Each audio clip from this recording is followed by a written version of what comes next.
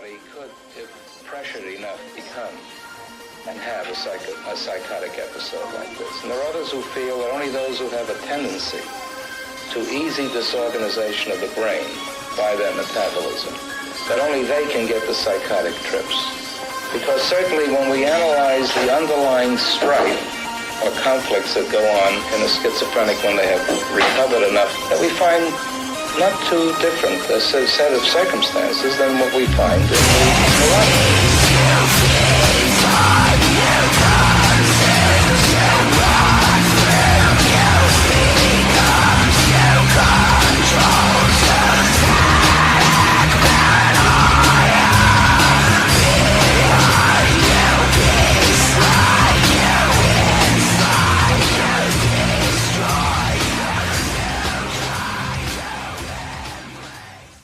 Parents strongly caution the following programs are intended for mature audiences over the age of 18. These programs may contain some material that many parents would not find suitable for children and may include intense violence, sexual situations, coarse language, and suggestive dialogue. To save the patient from what would otherwise be a severe neurotic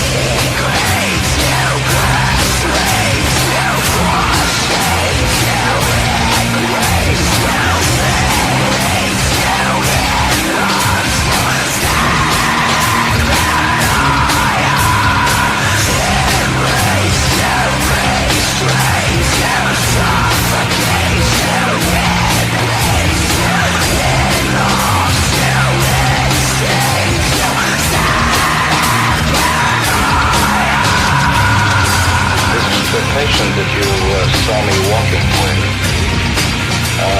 demonstrates on the 8th day after admission the continuing presence of a catatonic panic.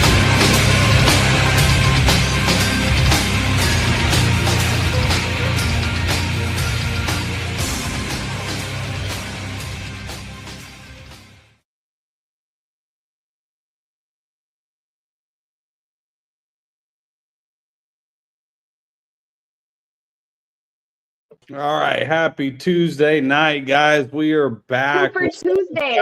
I know. Back with some of the guys from WolfDozer. How you guys doing tonight? Oh, who's audio? Lost audio. Well, they were doing good in the back room. We lost this audio. God damn it. Randy, did you hear us? I don't think they can hear us. No, I think we lost Well, audio. For those of you who are watching right now, we don't forget about our Spotify hot list. You guys can check out on Spotify our playlist, and it has a song from every single band that we have interviewed so far. Hope you all enjoy it. Absolutely. I can't hear. Oh, I heard Lucas. I heard something. Who was that? It's one of them. Hello? Somebody. Maybe. The voice from the ether. Possibly. Can you hear us? Do we have a music video we can cut into that? Yeah, we do. We actually have a video for their song Deviant. If we need to run that while they work things out, we can do that. All right, we will do that real quick. All so right. you guys get to watch the video like really early because normally we play it at the end, but we're going to play it right now and see if we can't get some of this audio stuff figured out. Yay, Ted. All right.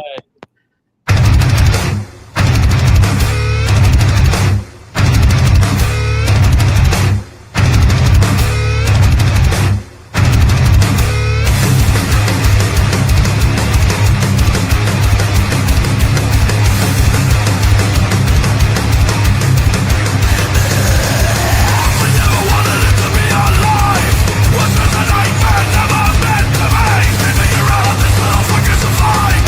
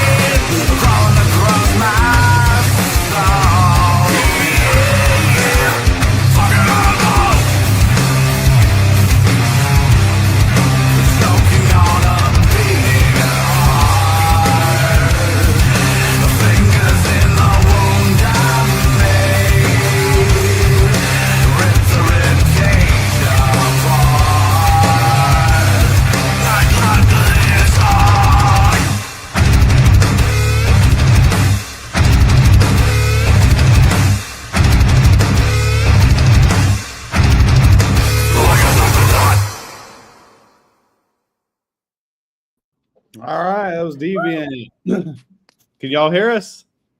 Yeah, 1 second There we go. There we go. Worked out. Randy, can you hear us? No. here. I don't think he could hear us, but we got Lucas. Oh, we got another one. We got another one. Can you hear us? What up? There we go. Yeah. Hey, Hey, we're all figuring this out. That's all right. That's all right. Well, happy fucking. Oh, it's Tuesday night, right? It's Tuesday. It is Tuesday. Tuesday. Yes, All it right. is Tuesday. Happy Super fucking Tuesday. Tuesday. We got some of the guys from WolfDozer with us tonight. We're having some issues, but it's all right. We're gonna get through it. So, how you guys doing? Sorry, tonight? guys. I was connecting here again. Oh no, you're good. All right, we got Owen in there. Can you guys hear me now? Oh, Yeah. yeah. I can hear you. Can you hear us? Yeah, I can hear you. Good, good. Okay. Perfect. Beautiful. Hold on, All right. How you guys doing tonight? damn thing. Not too bad. Yeah. Excellent. Excellent. All right. So I'm gonna. You know what? This is CB thing. There we go. I'm gonna let CB fucking take the first stab at this. All right. Only So, fans. what is your guys' greatest fan interaction so far? Oh, I don't know. What do you guys think? For me, it's just the crowd in general. We just having everybody really get engaged with what we do. I love seeing we see a lot of the same faces come to the shows. We see a lot of new faces, and oh, there he is. Yeah, just the fact that everybody gets really engaged when we get on stage and we start playing. That's my favorite thing. I don't know. I haven't. It's not like we've had a lot of. I haven't had any crazy things go on with the fans yet, which is probably good. Yeah. Well, I mean, that's always good. It could be a lot worse. Mhm. We've heard a lot worse. Oh, yeah. Yeah. All right. All right, Meg, you're up. All right. What is your should I do favorite venue or should I do least favorite venue? Like, okay, I'm gonna go chaos. What's the most chaotic venue you've ever played at? Chaotic venue. Hmm. I don't know, because that could be good or bad. I would say the chaotic good wise was Top Fuel the last time we played there. Top Fuel is definitely an awesome place to play. That was one of my favorite because it was Freak's birthday. Yeah, it was a good show. Everybody was so alive at that show. It was, and Top Fuel, I think, is one of the best. They have the best sound. It's, that's really important if you can't hear yourself right, or the crowd can't hear you fully, or anything like that. It turns out to be really bad. But at Top Fuel, they just got it dialed in really well. Freak, he's an awesome guy. He, that's his man cave over there. So he loves having everybody out, and it's. We hope to play back there soon. But yeah, for the good chaotic, I'd have to say that was a great show. Everybody went nuts. It was fun. Bad chaotic, we played at a place they didn't have the heat on, and there was a couple. And it was like 30 some degrees in there. The it was. Make it warm. Yeah, they were trying. The outside, when we played solid outside and it was 30 degrees and windy, was worse. Oh, yeah. Yeah. Where the hell is Oh, from? We're in Chicago. Chicago. Fuck Oh, yeah. that. Chicago. I'm out. Oh yeah. out in the country even. Oh my god. That's rough. I'm out. I live in the South. I live on an island. It was 70 degrees today. If it gets below 65, I'm done.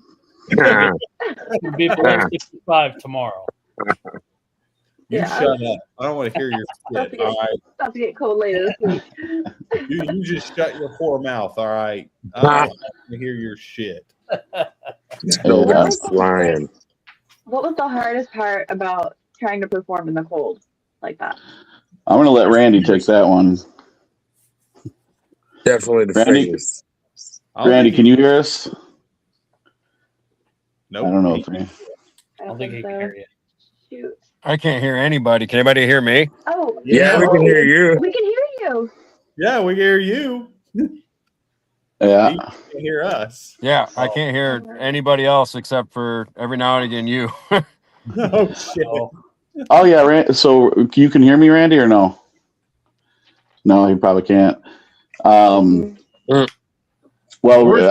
judging by what you guys are talking about, though, is the hand warmers before we played in that cold venue. yeah. Yep. It was nasty. God, see, I've played in cold like twice, and it was like the most excruciating thing ever. Like, I think I made it into like 2 songs, and I was ready to like just fucking be done. So I was like, "This fucking sucks." I could barely finish the set on the bass. It was rough. See, I'm a bass player, and I'm just like, hell no, fuck this. I was fine. Well, I was Solid, nice and toasty. They even had a bonfire going, and we were all huddled around the bonfire before we went up and played. Oh, yeah, out at Solid Tap. That one was bad. And, yeah, it's definitely outside. We got to watch the weather next time. But now we all pack hand warmers for the cold shows just to make sure.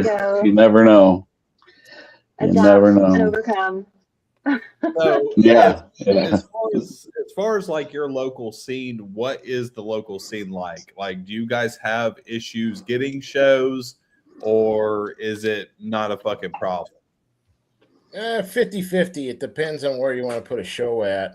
A lot of places are still like cover band or tribute bands, but there's still a pretty healthy metal scene down around the south side of Chicago where you can get into quite a few venues. Okay. Yeah, there's a lot of up and coming metal bands. And, I say up and coming, but these guys have been playing for 20, 30 years, and they're, all of us are, they're all forming different bands. So the Kankakee area, south side of Chicago, there's a lot of good metal coming out right now, and a lot of talented people. Getting shows, I don't think is going to be, more and more, it's going to get to the point where we're going to have to turn down shows because we, either this doesn't work out or we got other shows to do.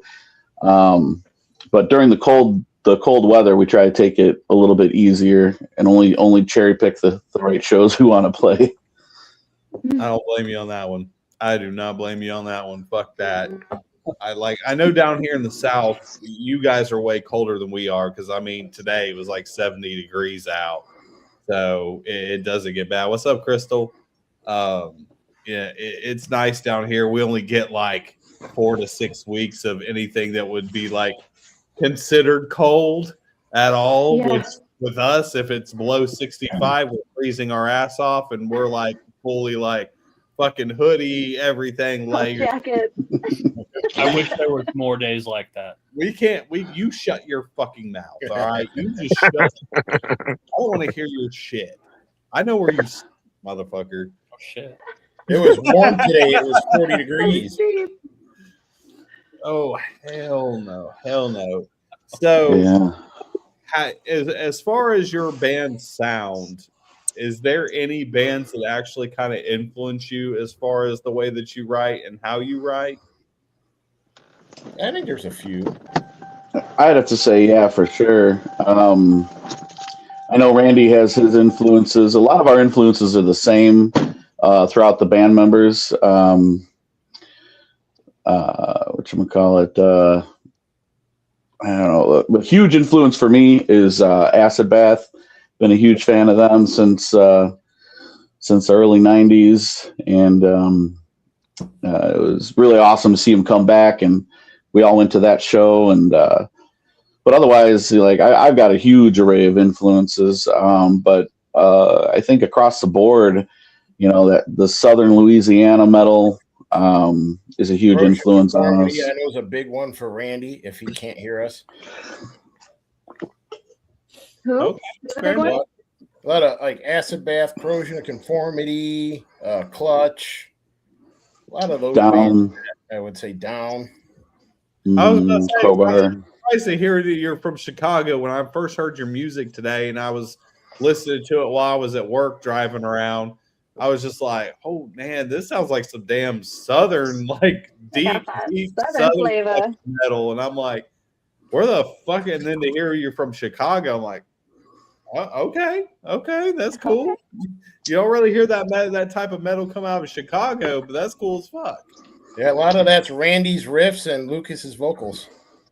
Oh yeah. All right, fair enough. And obviously, there's a market for it up there. Y'all are starting to turn down shows.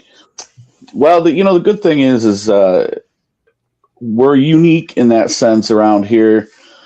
I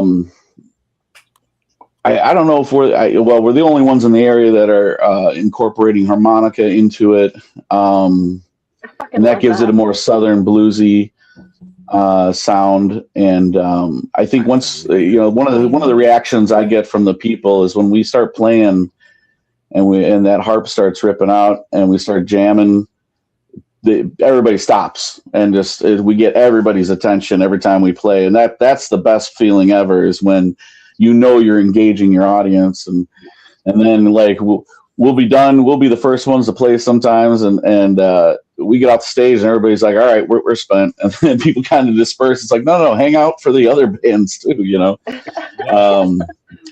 Sometimes I feel bad. It's like we get invited to do a show and then we blow it out. Oh no. But, like sorry, not sorry. Yeah, exactly. I feel bad. It's it's not like we're trying to one up everybody on anything. It's just I don't know. We have infectious grooves. I like how we mix it up. We'll play a really heavy song, and then we'll play a more Southern metal song with harmonica. Keeps it interesting. Right. Yeah. And not a whole lot of our stuff sounds the same. Yeah, one of our goals in the band definitely is, if we're starting to write a new song or something, one thing we always ask each other is like, does that sound like somebody else? You know what I mean? Because we want to stay away from that. And there's Randers. I can hear everybody now. Oh, hell yeah! All right, joining the party.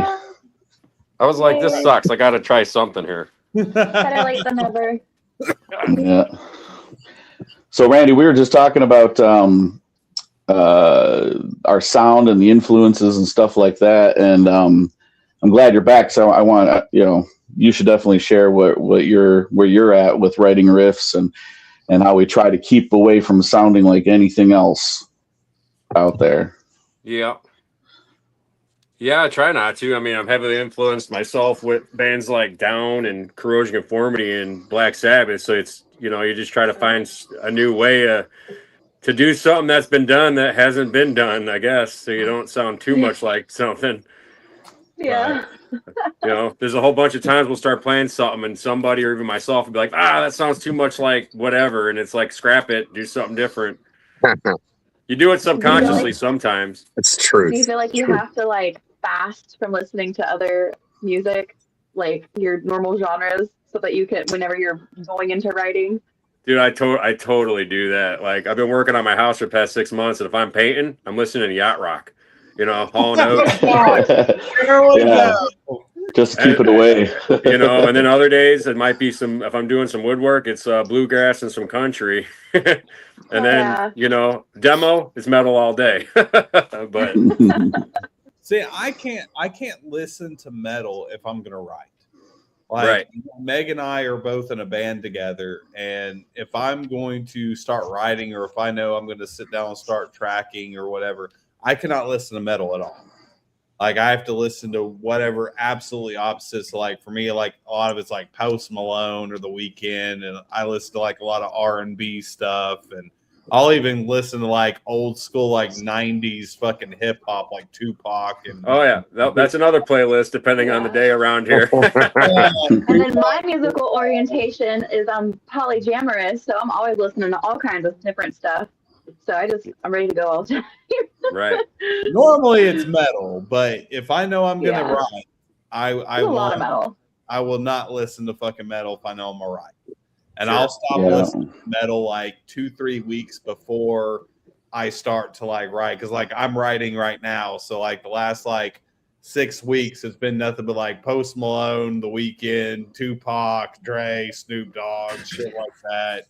I won't even touch fucking metal right now.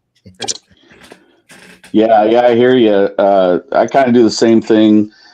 You know, I'll get out of, you know, away from the heavy stuff, and I'll start listening to Tom Waits and, you know, Townes Van Zandt and Leonard Cohen, you know, more of your, you know, singer-songwriter stuff. And you know, it starts getting the creative ideas. It's like, how could I do that? And then I'll, you know, I'll listen to our riffs of songs that we're writing, because we record every practice, so that way we capture any magic that happens.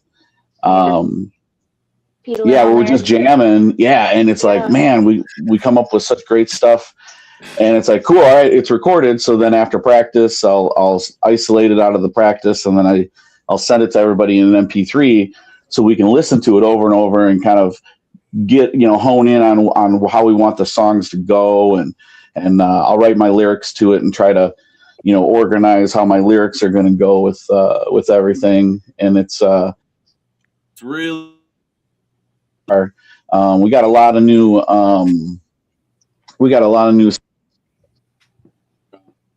we're just itching to get at, because you know, with schedules and everything, we haven't been able to practice as much as we want. But then we've also been playing shows. So when you're playing shows a lot, you practice for the show, and then it's like, all right, well, you know, we got to go do other stuff, and then we play the show. So we're gonna have some time here coming up where we're gonna start cranking out some new tunes and polishing up a lot of the stuff that we've got in the pipeline. Nice. For sure. Absolutely fantastic. All right, Meg, you're up. Okay, so we're talking. You said you use a harmonica. Did I hear you say a harp? That's just a nickname for the harmonica. Yeah, it's just a short. No. A harp. It's a southern thing. You know, when you say you play the harp, and you're obviously not playing a giant harp. They mean a harmonica. It's just a. Okay. It's like when you call a guitar an axe. Yeah, it's the same difference. It's. Okay. Just want to clarify that before my next question. So I love hearing like off the wall instruments and sounds like in the metal music, like when they throw in a saxophone or like a ska, like brass line or something. What is an instrument that y'all would like to play around with in some of your future stuff? Have you thought of anything? Slide guitar or banjo? Okay. Yeah. Hell yeah. That'd be fun to incorporate that. I've been really trying to hone in on my.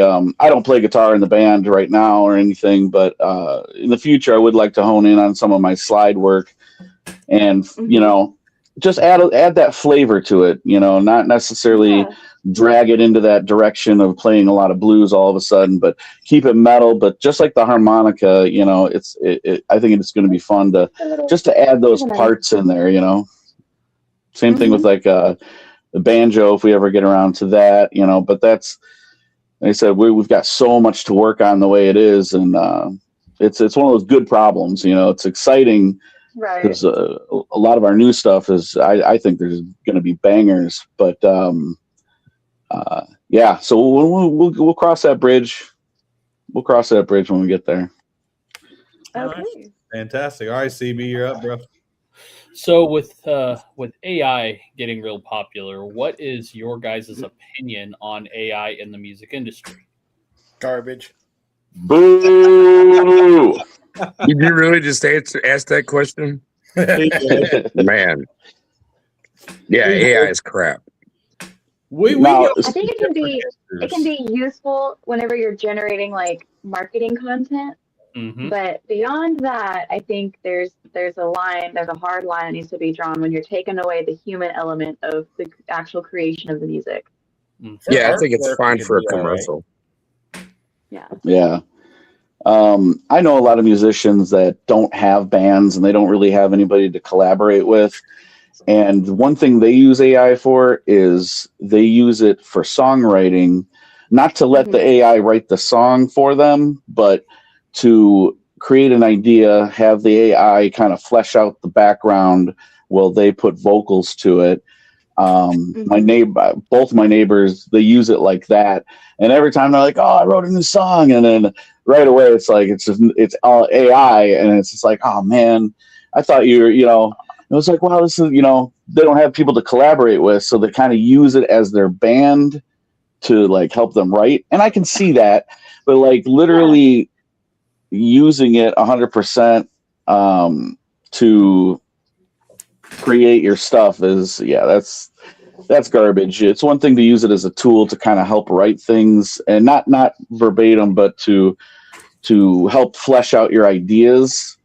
And that's for some people. For us, that's not how we roll. See, I've never had a problem with like, I'm okay with like programming. Like if you're actually sitting down and like using something like Easy Bass or Easy Drummer, and you're actually like doing it note for note and you're programming. Because like I do that a lot of times for my band where I'll sit down and we don't have all the members yet. So I'll sit there and program it, but I'm still writing note for note every single thing that's on there. Now I'm playing my bass lines and I'm playing the keyboards and stuff, but the guitar, I'm not a guitarist, but I know how to write it. So I'm literally writing it out note for note. That I feel like is much different than just telling AI, "Oh, I want to write a song about my fucking, my mother leaving me at the doorstep of the fucking priesthood and whatever, and I want it to sound like classic rock." Quasimodo style. And then it just fucking kicks out this damn song that's like lyrics and everything else. That, it's not my thing. But if you're actually programming it and writing it out note for note, and you're using something like Easy Bass or Easy Drummer or something like that, I don't have really an issue with that. Yeah, it's a fine line using it as a tool and then using it to, substitute your own creativity. Yeah, I like programming stuff too. I before I joined WolfDozer, I did that for years on a 505. I didn't have a drummer and I didn't play drums, so I would, I'd write my beats out and stuff like that, and then add keyboards and piano and all the other shit to it and stuff. But that was well before AI existed. But I hear the recorder. We don't need AI. Yeah, Randy's the riff master, man. Right. We're very fortunate to have him. You guys just didn't know I asked Alexa to write me breakdown riffs and stuff. I mean, don't lie. Don't stop lying. You mean a step down riff? Yeah. We'll have a killer breakdown. We'll have a rehearsal, and Randy will just rip out like 2-3 riffs out of the air, and all of a sudden now we have 2-3 ideas for new songs. Yeah, and then we capture them and we send them out. And we listen to them all week, and it's like, it's just that's the key is recording our practices. And I suggest that to anybody who has a band, even if it's just on your phone, because you capture that magic that otherwise would be lost. You think about it like, we just came up with this killer riff. Next practice, you're like, hey, play that song that you played last practice, and it's like, I don't fucking know what that was. You know what I mean? Like, are you kidding me? But when you're able to record it, that's how we save all that and are able to then use it in the future. Well, see, it's kind of interesting because like a lot of people, and I find this a lot more in the older folks, like 35 plus. Like whenever I sit down and write, I record everything that I do, but I write riffs, and I might sit down and just write riffs for 30 days. but I'm not going in and sitting down and saying, okay, I'm just going to write a whole entire song and sit there and just work on one song. I do the same thing. And I bank riffs for a month straight, you might have enough material to turn around, kick out goddamn 8 songs. And then you can start piecing it together. That's what I do. But I hear so many like the younger bands that are like, oh no, we go in and write an entire one song and we just keep working on that one song. I'm like, but I feel like you're wasting time and you're not utilizing that time.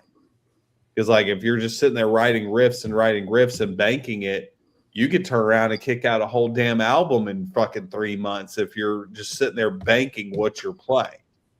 Mm-hmm.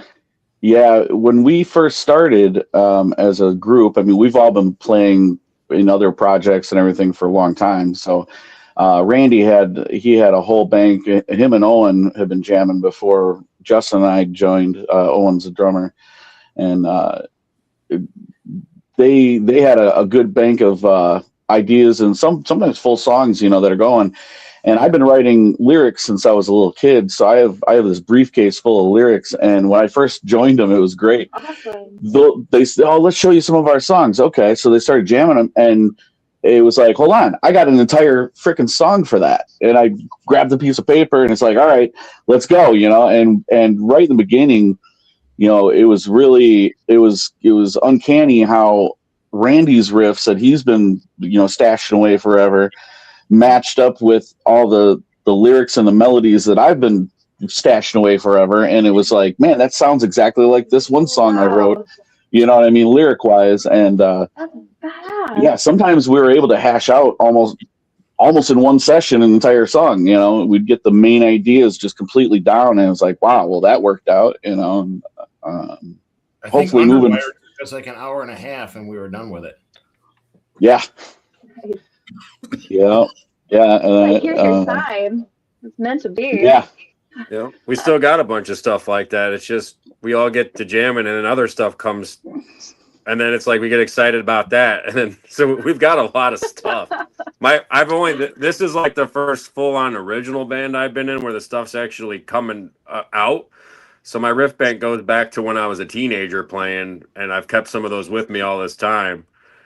And then me and Owen have been jamming for like 9 years now. Yeah. So we just had our stuff that we would kind of write when the other bands were doing too many covers on the side. And then, here we are. And then it's funny because we'll noodle with stuff sometimes that are real songs.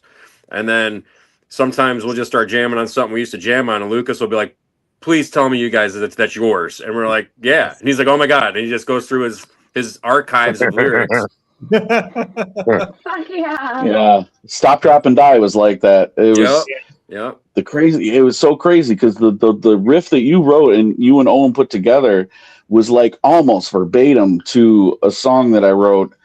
And it was like, it's like, get out of my head. Like, how did you know? You know what I mean? It's awesome. That's beautiful, actually. That is so awesome. All right, Meg, you're up. Okay, it's my turn.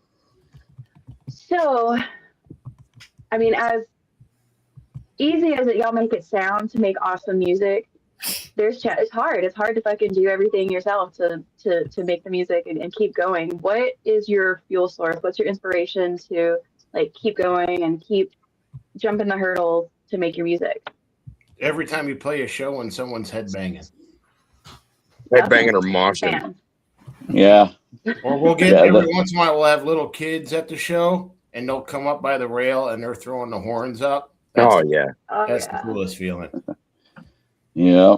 Throw them a drumstick or some guitar picks, They're gonna remember that for the rest of their lives.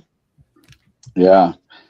And is one thing I've noticed what keeps us going, and like you said, getting over the hurdles that are difficult for us.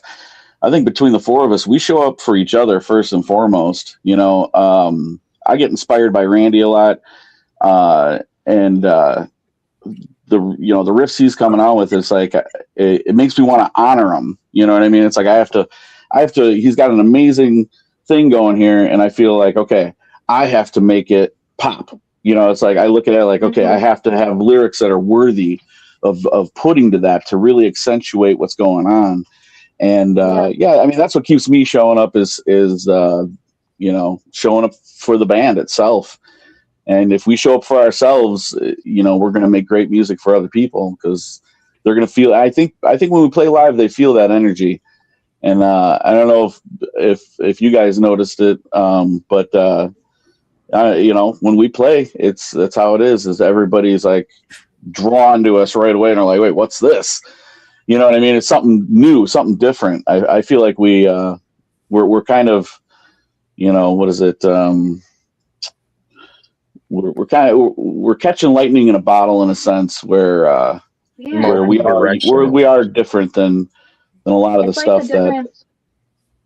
It's like the difference between good food and good food that's been cooked with love. Like you can taste the love. It's kind of the same thing with like you got some y'all really fucking love the art of it. You love the music, you honor it, like, and people resonate with that. They can literally vibe off of it. That's awesome. Yeah. All right, CB, you're up. So for each of you, what advice would you give somebody who's just trying to start music or trying to get into a band? What would that advice be?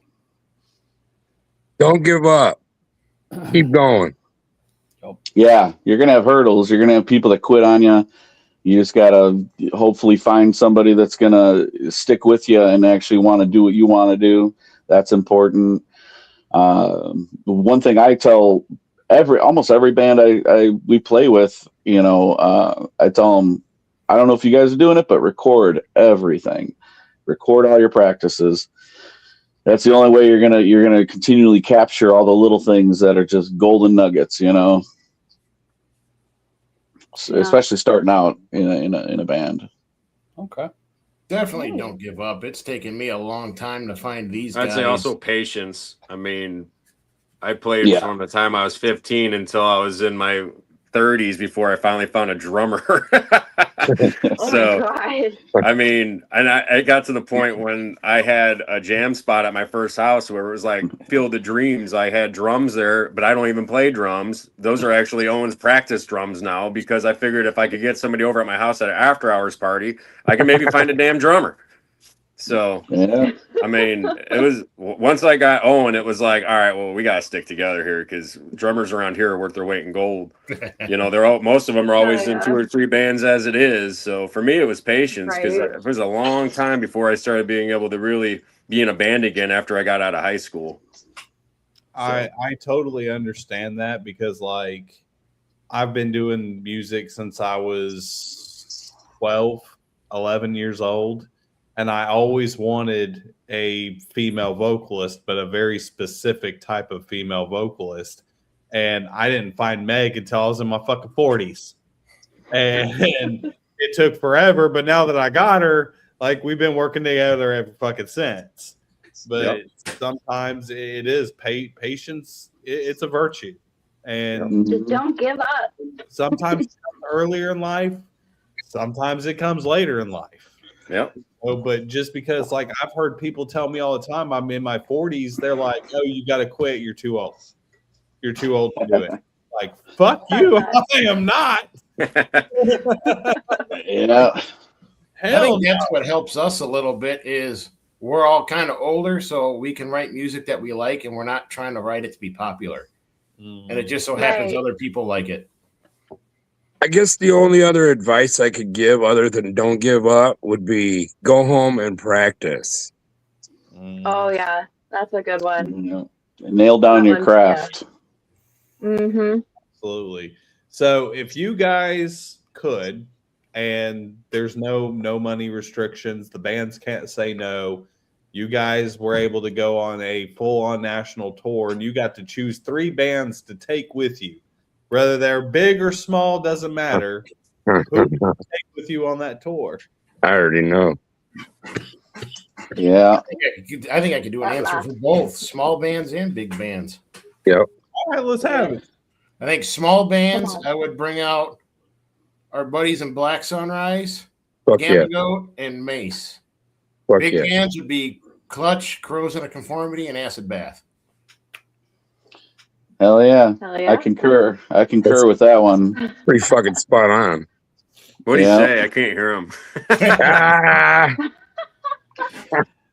He said, well, you tell him. Can you hear me now, Randy? Yeah, I still can't hear him. Somebody's got to tell me for him. Oh. You can't hear me. Comedy? What do you say? Acid bath, corrosion of conformity, and what? clutch. And then for local bands, you know, our brothers in Black Sunrise, Mace, and Gamma Goat. Those would be some good shows there. I figured Acid Bath was going to be on all y'all's list. I was going to say Down. COC would be one. But, I also like Gojira a hell of a lot. That'd be killer. Gojira yeah. would be awesome. I love Mastodon. There's some. Yes. Max Cavalera. Me and Meg had the chance to go see Acid Bath's very first show back, which was at Welcome to Rockville. And Awesome. it was between we didn't go see them. No. It was between Acid Bath or Snot. And I'm sorry. Yeah. We went Snot. I would have loved to went to see Snot. Yeah, well, they also had Shannon Larkin on drums. So Fuck I was yeah. just like, dude, they got their like original drummer. Mm-hmm. He had just quit Godsmack and quit touring, but he was doing Welcome to Rockville just because he was in Snot and he already lived in Florida. And I was like, how many more chances are you going to get to see Snot with Shannon Larkin? Right. It's probably never going to happen again. It's crazy to me because their new singer sounds kind of like Lynn Straight. Yeah, he does. Yes, he does. And they were fantastic live. They were amazing live.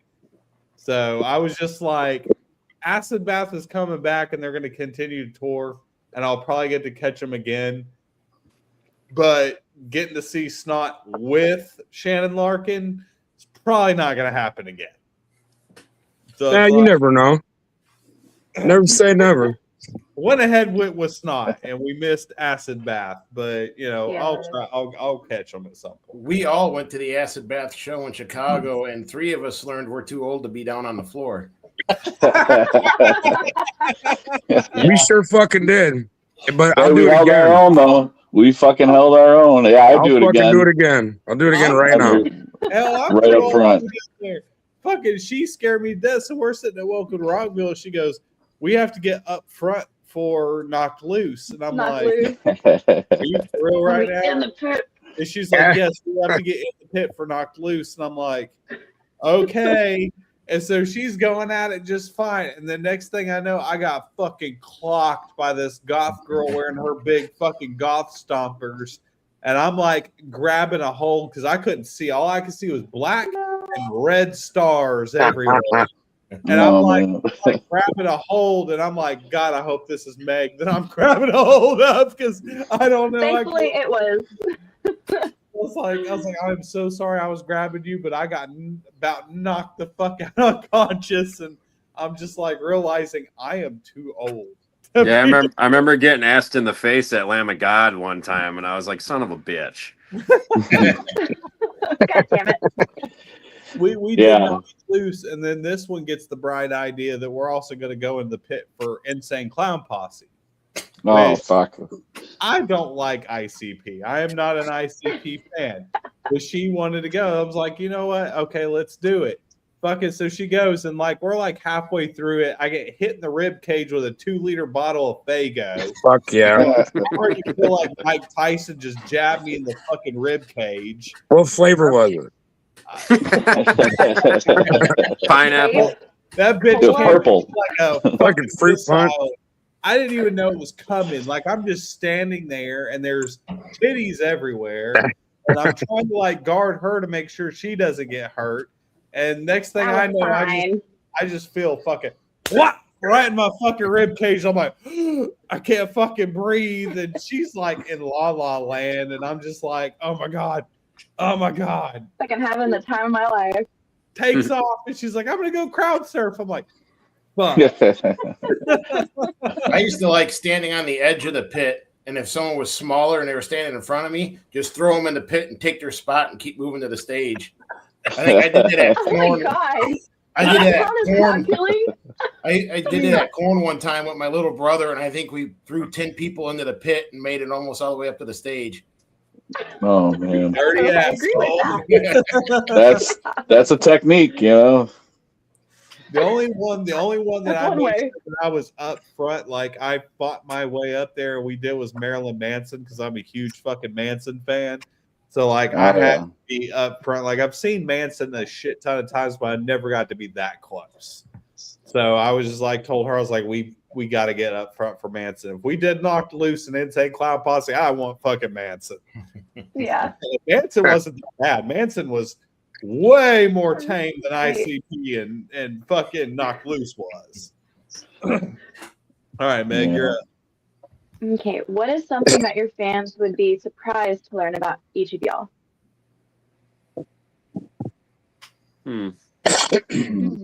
I ride around on tractors and play with tractors in the springtime. Go-kart. Nice. Go-kart? I used to do go-kart racing. Now I do circle track racing. Okay. That's awesome. All right, who's next? On the spot. I'm still trying to think of something. I don't know, something that they'd be surprised. I'm pretty open. I'm pretty much an open book with everybody. So I kind of tinker with cars a little bit. I got a 70 Impala. I like old classics. I don't know. Very nice. And Owen's favorite color is pink. No, not pink. That's a good one. Well, maybe it might be. Mauve. It might be. I like pink. It's okay. I wear a lot of pink. I don't know. I play a tin whistle for fun. Ooh. I don't know. I'd say flute, but that throws people off. I don't know if I'd tell anybody that. But see what I'm saying? I don't know if I'd tell anybody you play a tin whistle. What's a tin whistle? I'd say tin whistle before flute because anytime I hear flute, the first thing I think of is this one time in band camp. Yeah. That's why I don't say it no more. Oh, okay. Okay. Oh Lord. Oh shit. All right. That's awesome. Yeah, the Irish tin whistle. When I used to live up in Chicago, and there was what was the name of it? It was a beer stube down the street. Anyways, they always had like a live authentic Irish band in there, you know, just playing like the mandolins and everything. And I used to grab my flute and go up there and join them and just jam some traditional Irish tunes, you know. Yeah. It's good stuff. Well, that's awesome. Okay. We got right, Randy left. Wait. I don't know what they would find shocking about me, really. I mean, I just work a lot. If we're not having band practice, I'm either at my one job or we have a family business, or I'm always working. That's kind of kind of. I've been remodeling our house for the past like 6 months that we bought, and my wife's a realtor, so I'm like a licensed contractor, and then by day I'm a railroader.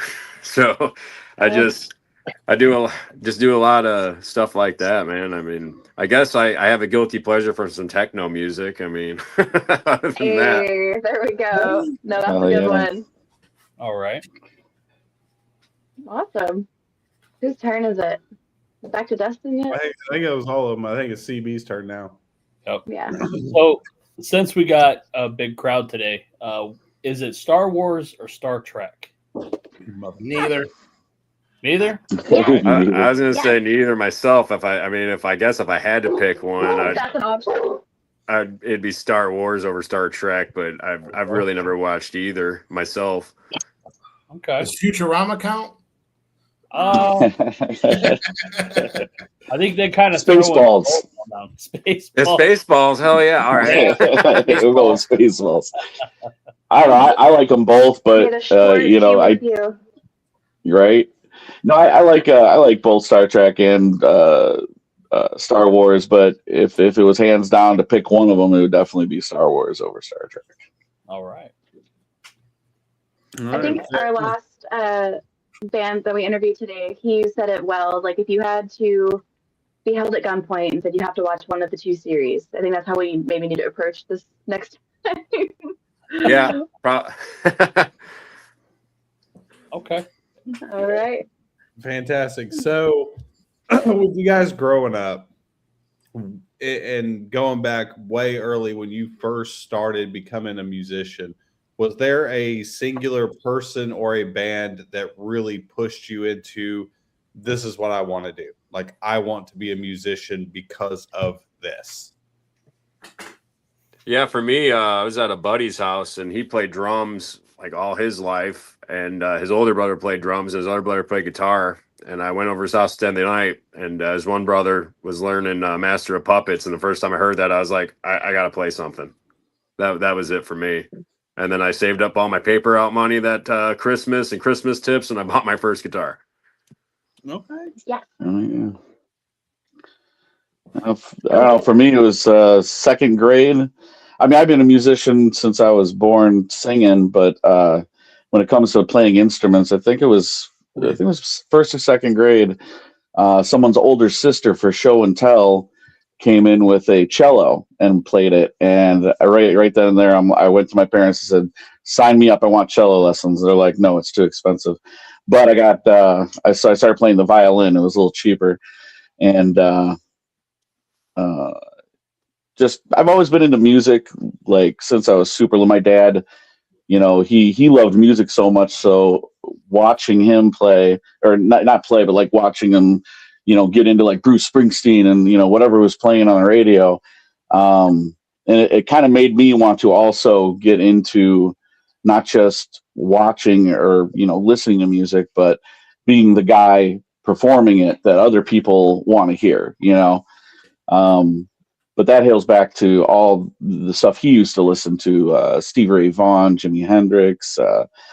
Hell, I used to love Roy Orbison, when I was a kid, because I loved singing that stuff, and I love singing all kinds of the early stuff my dad liked. Yeah.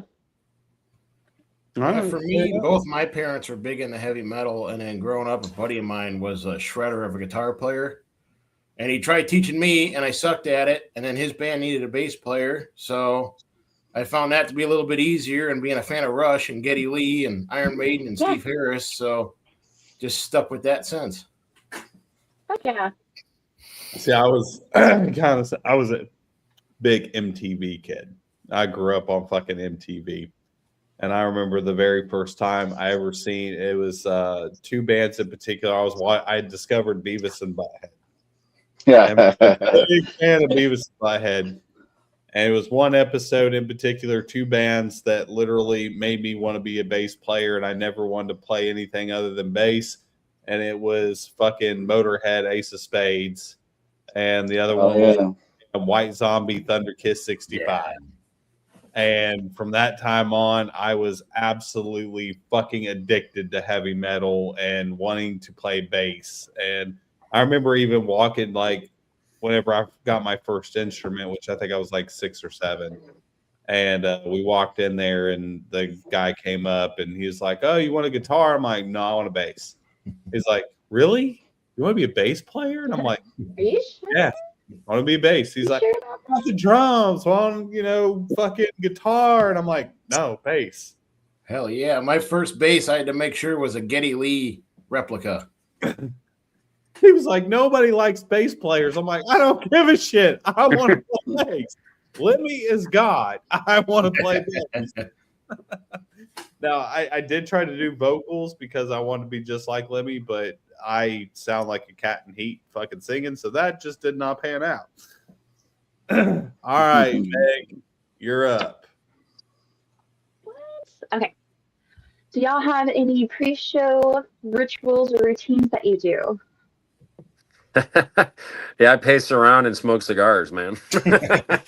Oh, yeah, somebody likes cigars. Hell yeah, dude. I'll come to Chicago and I'll smoke cigars with you. Actually, no, Mike, I can't say I do. No, he's like, I'm just ready to go. I try to have 2 beers, and I do a warm up before I leave the house to go to the show and play a couple cover songs, and that's about it. Lately, things have changed for me. I eat a banana now, so I don't get cramps, because chimps don't fucking cramp. Monkeys no cramp. That's right. Yeah, I like to show up to the venue early, kind of get a feel for it, like absorb everything, check out everything, check out the stage. But other than that, yeah, that's about it. Is I get antsy if I know I got a show coming up and I don't, if it's on a weekend or something, I don't have anything else going on. I like to head there as early as I can get there really. I try to drink a fuck ton of water too. That's crucial. Yeah. Water is crucial. always crucial, especially if you're a beer drinker, because you'll stay hydrated before you drink a lot of beer. So just keep that in mind. All right, CB, you get the last question of the night. Does pineapple belong on pizza? You motherfucker. Hell no. No! It fucking does, and one reason. With chicken, barbecue sauce, bacon, and mozzarella cheese. Yeah, Pineapple baby. does. Oh man. I do. I love pineapple on a pizza. I love pineapple on a pizza any way you throw it at me. Pineapple, ham, bacon. Yes. It's all good. Anchovies. Chicago, you should like deep dish and deep dish only. Dude, I do the Canadian bacon, pineapple, and jalapeno. Hell yeah, that sounds like I'm a good down. one. I'd eat that Man, shit. I'm gonna have to order a pizza now. God damn it. It's so fucking good. It's so good. You get that shit deep dish with extra marinara sauce and do the fucking Canadian bacon, pineapple, and jalapeno. That shit is fire. Telling you, it's the best. Absolutely. Yeah. I mean, I'd probably try it because like pizza's like, sex or a BJ. Even when it's bad, it's good. But Right, it's still pizza. It's pizza. Like pizza's never done me wrong, but I'm used to a good New York slice. Actually, that's my jam. I'm originally from New Jersey, not Chicago area, so. Purist. Yeah, that's why I feel like I do. Just like around here, everybody's like, you gotta get a deep dish, and I'm like, nah, no, I don't want that actually. All right, fair enough. So on that, we have ran out of time. Thank you guys for joining us. Anybody who is out there watching, which there's been quite a few people in here, please go check out WolfDozer on all their social media accounts. And if you live in the area and you see them playing a show, do not be a pussy. Go fucking watch them play. It's not that damn expensive. Go to a local show. Let's keep this shit going. We're playing this Saturday. There you go. They're playing this Saturday. So we're at Goat Village in Norridge, Illinois. There you go. So if you're in that area, go check out fucking WolfDozer and tell them we fucking sent your asses. On that, we love you guys. Have a fantastic night. We'll see you again tomorrow night. All right. Thank you. Thank you. Have a good night.